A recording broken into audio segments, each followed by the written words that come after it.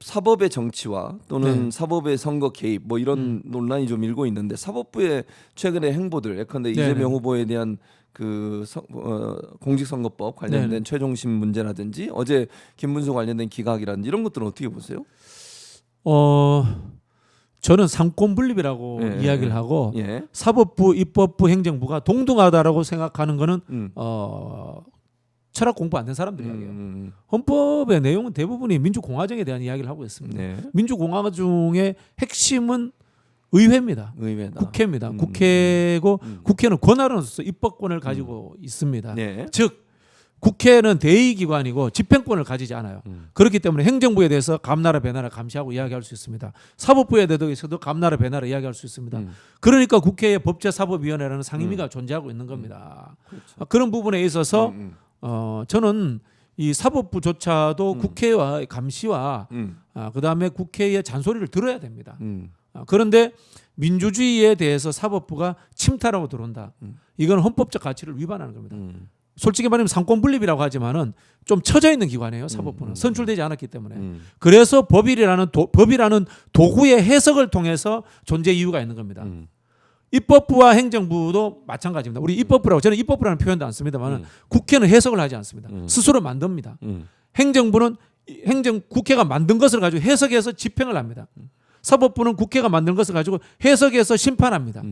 국회 중심인 겁니다. 네. 국회 중심인 겁니다. 그런데 여기에 대해서 개입한다. 이건 헌법 절차를 무시하는 겁니다. 그리고 또 하나 네. 헌재와 한번 비교를 해볼게요. 네. 헌재가 이런 이야기를 합니다. 윤석열을 복귀시키면 나라 망한다 이런 이야기를 하잖아요. 그래서 못 복귀시켜 이런 이야기 하잖아요. 근데 이 대법관이라는 작자들이 윤석열이 복귀되고 이재명이 아웃된다. 그럼 나라 망한다는 생각을 못 하는 거예요. 그럼 대법관 될 자격이 없는 거야. 대법관이 아니라 국가의 어른인 거예요. 공화제적 심의기관의 최고의 어른인데 네. 그 정도 수준이면 대법관 되면 안 되는 거예요. 근데 대한민국이 그럼 다른 판사들은 그런 수준 되나? 저는 대한민국의 모든 판사가 그런 수준은 안 된다고 생각해요. 솔직히 말씀드려가지고.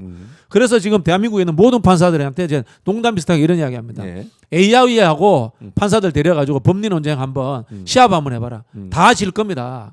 그래서 제가 상권 분립이 지금 위기에 처했다. 왜?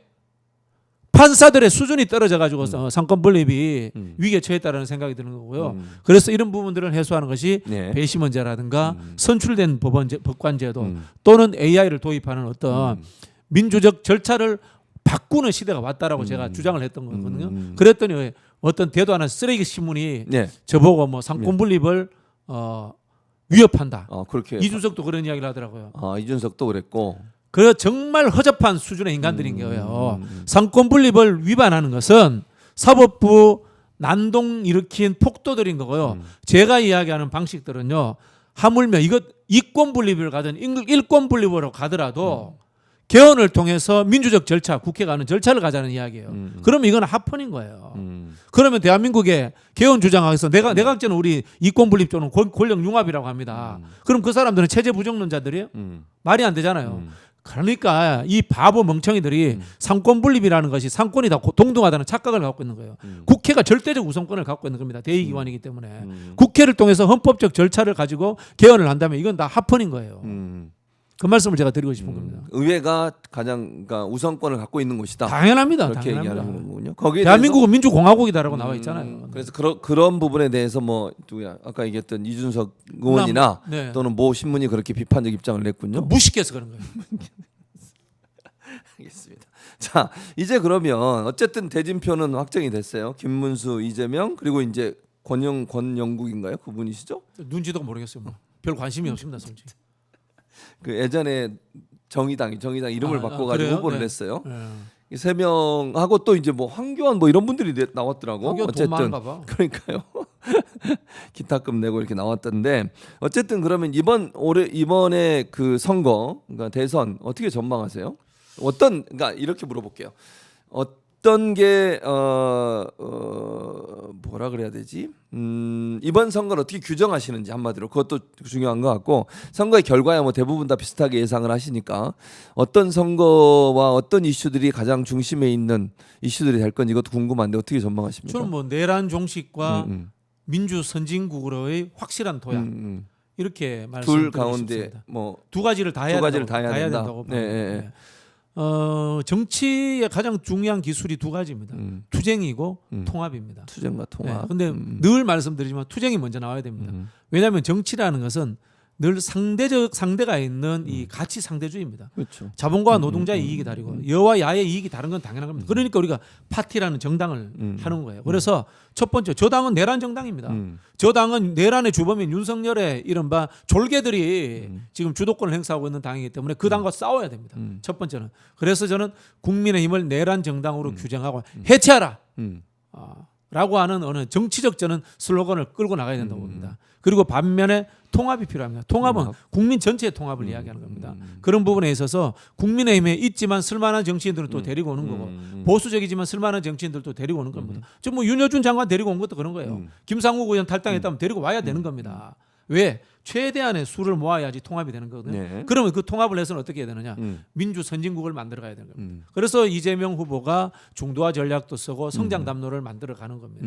성장도 하고 분배도 하고 다 같이 하는 거예요. 하나만 선택하는 게 아닙니다. 제가 앞서도 말씀드린 것처럼 그런 부분에서 민주 선진국으로 가자라는 하나의 포지티브한 미래도 던지고 과거도 청산하자라는 투쟁도 던지고 같이 끌고 가야 된다. 이 말씀드리고 싶습니다. 그리고 이제 김대중 전 대통령도 그런 말씀을 하셨고 이재명 후보도 민주당은 중도 보수 정당이다 이런 표현을 썼어요. 그건 어떻게 평가하세요? 국민정당이죠. 국민정당이다. 국민정당이다라고 봐야 되고요. 저는 중도 보수 정당이라고 그 규정하시는 것은 전략적인 부분이다라고 전략적인 보는데 부분이다. 이렇게 보시면 돼요. 왼쪽으로도 가야 돼요. 노란봉투법, 그다음에 중대재해 처벌법, 피처벌법, 그다음에 언론개혁법 뭐 있지 않습니까? 그다음에 방송법, 뭐, 예. 방송법, 예. 그다음에 또 이 곡물관리법, 양국관리법 이런 것도 합니다. 왼쪽으로도 갑니다. 그다음에 오른쪽으로 가면서 네. 글로벌 기업들에게 대해 가지고도 AI라든가 신성장 사업에 대해서 특혜 줍시다. 특혜 줘도 됩니다. 다만 뒷돈 받으면 안 돼.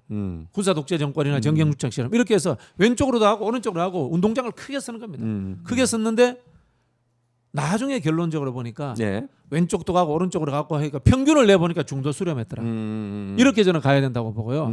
이걸 30년 전 용어로 쓰자면 혁신적 중도다. 혁신적 중도. 네, 아니 예. 그 옛날 앤소니 기든스나 예. 토니 블레어가 이야기했던 혁신적 중도다라는 표현으로 저는 쓰고 싶습니다.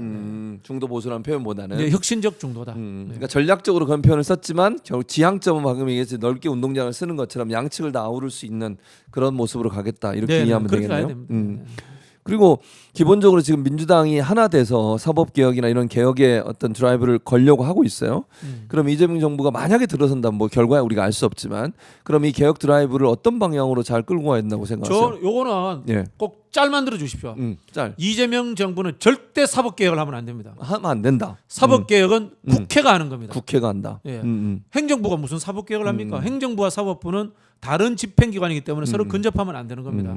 그러면 누가 해야 되느냐? 사법개혁은 아까 말씀드렸던 민주공화국의 요체인 대의기관인 국회가 주도적으로 해야 되는 겁니다. 실제로 문재인 정부가 제대로 개혁을 못한 이유 중에 하나가 국회가 문재인 정부의 딸랑이가 돼가지고 그 당시 당이 사법개혁이라든가 검찰개혁을 제대로 못했던 거예요. 이건 다른 겁니다. 이재명 정부가 출범하고 행정부가 되더라도 이재명 정부와 행정부는 경제 문제라든가 뭐 검찰개혁은 할 수 있겠죠. 그죠? 검찰은 어쨌든 행정부의 소관이니까 사법개혁은 절대 행정부가 하는 게 아닙니다. 사법개혁은 국회가 하는 겁니다. 국회가 최고의 권위 있는 민주주의 기관이기 때문에 국회가 주도해서 되는 것이고 민주당은 집권하더라도 예. 이재명 정부에게 그것을 미루는 것이 아니라 민주당이 강하게 사법개혁을 밀고 나가야 됩니다. 입법으로서. 네. 그럼 결국은 국회가 주도해서 사법개혁을 하고 입법을 통해서 해야 된다라고 하는 주장을 하시는 거네요. 그게 그렇죠. 행정부가 참여하는 건 행정부는 아니다. 하면 안 되는 거예요. 하면 원래. 안 된다. 행정부가 하는 게 못된 방식이었잖아요. 윤석열 같은 검찰이 사정권을 가지고 사법부를 양승태 대법원장 파동이라든가 이런 걸로 해서 하려고 했죠. 그거 안 해요. 그런 방법은 정말 잘못된 방법이에요. 국회가 해야 되는 겁니다. 국회가. 국회가 해야 된다. 입법으로서. 네. 입법으로서 네. 검찰 아니면 개헌을 하든지. 개헌을 하든지 네. 그러면 검찰 개혁은 행정부가 주도를 하더라도 사법 개혁은 입법부가 주도를 해서 해야 된다. 그러나 그건 반드시 해야 될 일이다. 이건 반드시 해야 됩니다. 어떤 방식으로 해야 돼요? 사법 개혁을? 뭐 아까 말씀드린 것처럼 그 저는 원래 예. 사법부의 신성한 권능을 존중하지 않습니다. 아 그래요? 왜 존중하지 않는지 아세요? 왜? 전 민주주의자니까. 민주주의는 근본적으로 의심입니다. 한 사람이 권력을 독점하면 독재자가 되고 부패한다는 의심에서부터 권력을 나누자라는 게 나옵니다. 민주주의의 반대가 뭔가 하면 철인 정치입니다. 플라톤, 니체 뭐 이런 사람들은 철인 정치를 주장하잖아요. 철인이 똑똑한 사람이 있으면 모든 걸 다 할 수 있다. 그렇죠. 그거는 뭡니까? 절대적인 이야기입니다. 왜 사법부는 절대적이고 선하고 똑똑한 사람입니까? 절대 그렇지 않습니다. AI 시대에 사법부보다 똑똑한 사람들 천지백갈인데 왜 그런 사람들을 믿습니까? 저는 존중하지 않고 믿지 않습니다. 의심합니다. 민주주의자이기 때문에. 그래서 민주주의의 요체인 국회에서 사법부를 의심하고 개혁해야 되는 겁니다. 네. 그래서 입법부가 개혁을 해야 된다. 이렇게 말씀을 하셨고